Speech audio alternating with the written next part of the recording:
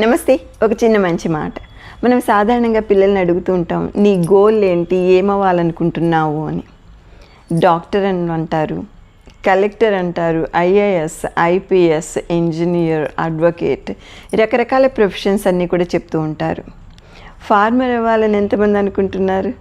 Social reformer కావాలని ఎంతమంది అనుకుంటున్నారు? ఒక సోల్జర్ ఆర్మీలో జాయిన్ కావాలని ఎంతమంది అనుకుంటున్నారు? చాలా తక్కువ మంది అనుకుంటున్నారు.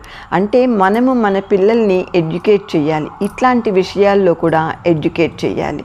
ఒక మంచి సమాజం నిర్మించడంలో మన బాధ్యత ఏంటి అంటే పిల్లలకి ధర్మం గురించి చెప్పటము, సోషల్ రీఫార్మేషన్స్ గురించి చెప్పటము, భక్తి భావాన్ని పెంపొందించటము.